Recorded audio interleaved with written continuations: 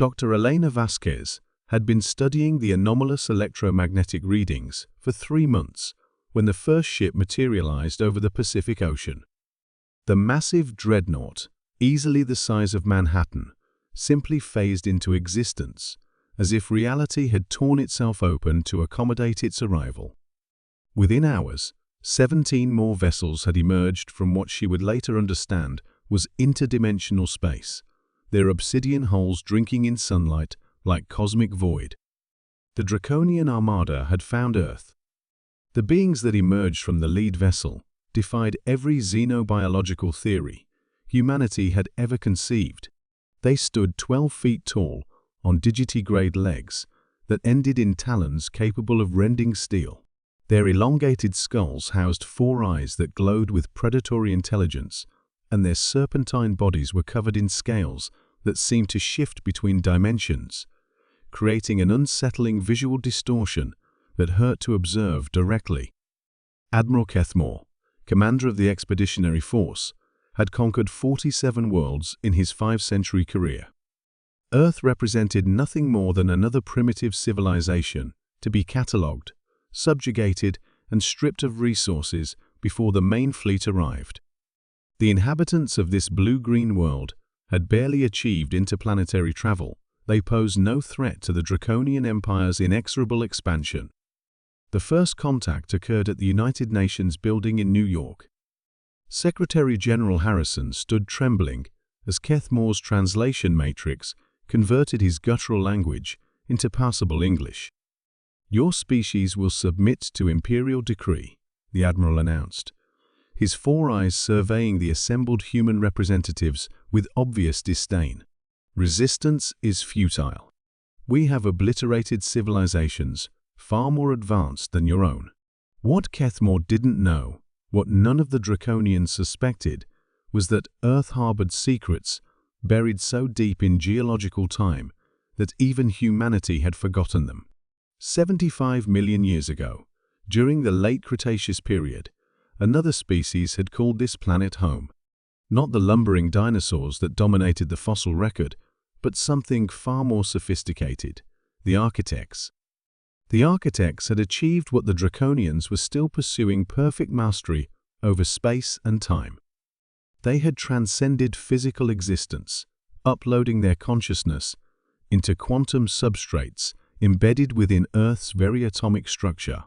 Before departing for higher dimensional planes, they had left behind guardians, massive constructs disguised as natural geological formations, programmed to activate only when their homeworld faced extinction-level threats.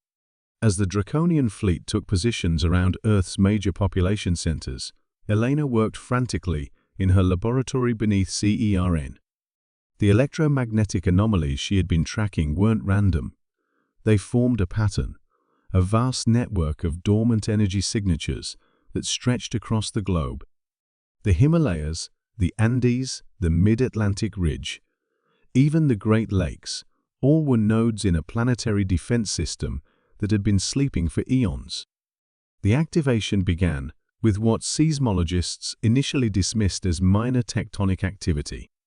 Mount Everest shifted 3 degrees on its axis. The Mariana Trench experienced impossible pressure variations.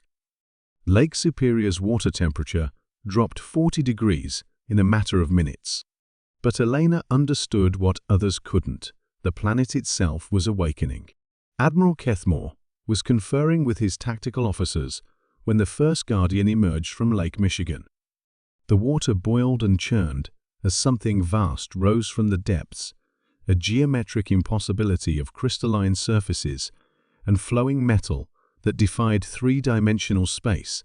It was beautiful and terrifying, its form suggesting technologies so advanced that Draconian sensors at the fundamental level, their energy patterns dissolved back into quantum foam, as if they had never existed at all.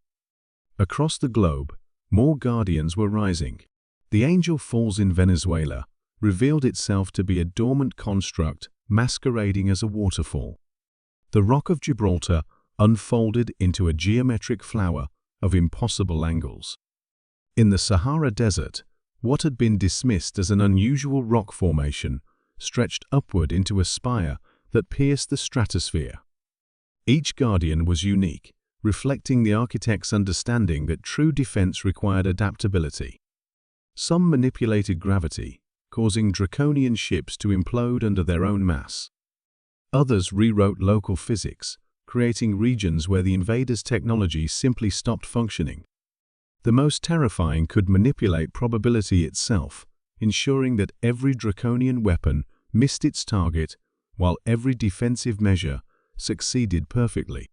Elena watched from her monitoring station as the fleet that had seemed so invincible hours earlier began to disintegrate, not through destruction, but through translation.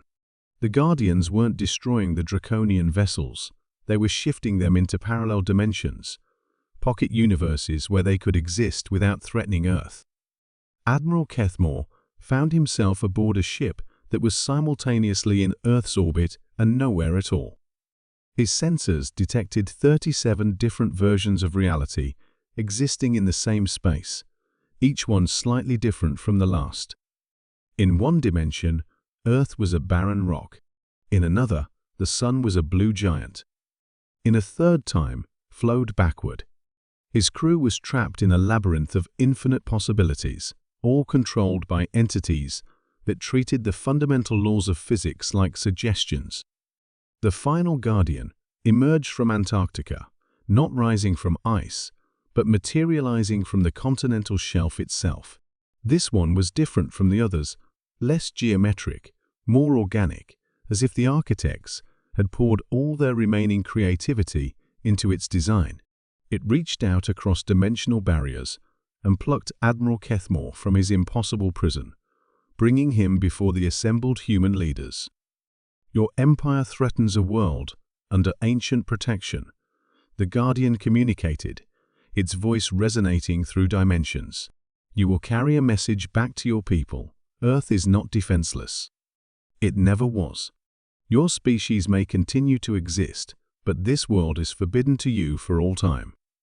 When Kethmore materialized in Draconian space, 3 days later, his ship scarred by passage through dimensions that had no names. He carried more than just a message. His memory cores contained detailed scans of technologies that his species couldn't